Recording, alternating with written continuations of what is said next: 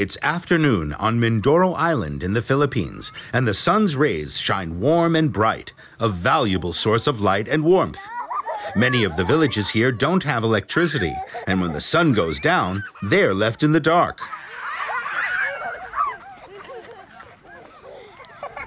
Julius Alip has come to Mindoro from the capital, Manila. He works for a Filipino microfinance bank called CARD and is responsible for a new solar power project. He has a solar lamp with him that he wants to introduce to the people in Mindoro's remote villages. This area is very rural, although you will be seeing a lot of electric lines or posts in here. In some communities, there's still no access to electricity because, you know, it's expensive for them to connect to the grid. This village, nestling by the side of the road, is home to the Mangyan, the island's indigenous people. Julius Alip wants to introduce the concept of solar lamps to the Mangyan. Robin Adaba says they've never had electricity. He harvests and sells wild bananas for a living. He's using the fading light to cook sweet potatoes for dinner. I dream of having electricity. We're very poor. We live hand to mouth. The solar lamps that Julius Alip is promoting are specifically designed to meet the needs of poor villagers. After they're charged, the lamps can provide up to 5 more hours of light. They cost the equivalent of 20 euros. And customers can pay that off in monthly installments. But the lamps are still too expensive for the Mangyan villagers. 1,000 pesos? I can only afford that if I sell a lot of bananas, maybe in a month. Julius sits down with the villagers to talk about how they might be able to finance the lamps in the future. On Mindoro, the lamps are sold in small convenience shops known as sari-sari stores, which are run by female micro-entrepreneurs called nanes. Karen Angeles stocks laundry detergent, cookies, and solar lamps. Julius regularly visits the shopkeepers to see how they're doing. Karen has only sold 2 lamps in the last few months. That might not seem like much, but for her, it's a huge success.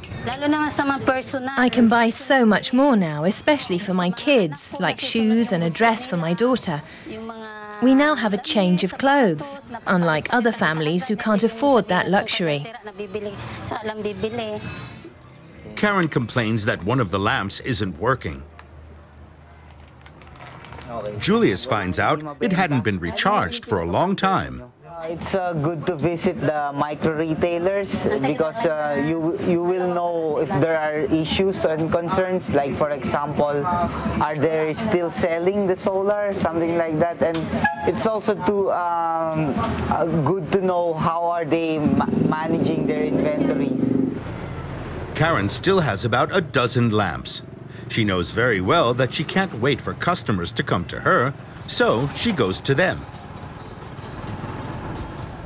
San Nicolas is a small remote fishing village far from the electricity grid. There aren't even any roads that lead here. Almost the whole village flocks to see Karen's solar lamp demonstration.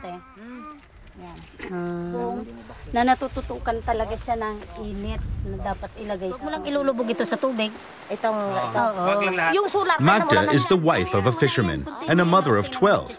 She's excited about the solar lamps because they provide light and can be used to charge cell phones. Karen knows Magda, so she doesn't hesitate to make a deal. Magda can purchase the lamp and pay it off in small monthly installments. The light will help when our ships arrive in the dark and we have to dry the fish on the beach. If I can charge my cell phone too, I can ring our customers when we have a good catch.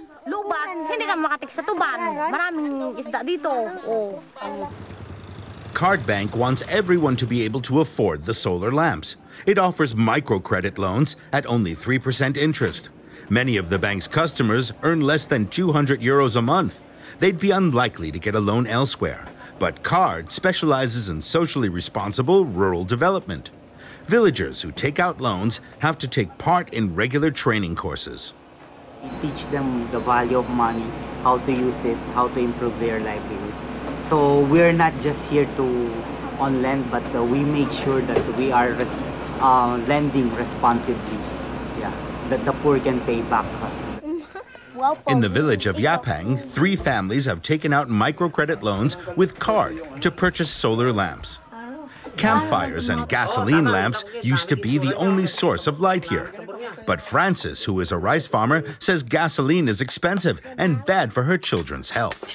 The solar lamps are a huge help because there are days where we just don't have the money to buy gasoline. And those are often the days where we really need light in the evening.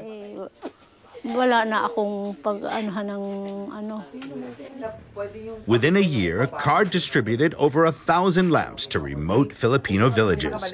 Next year, it hopes to double that. Laos and Cambodia have also expressed an interest in the project.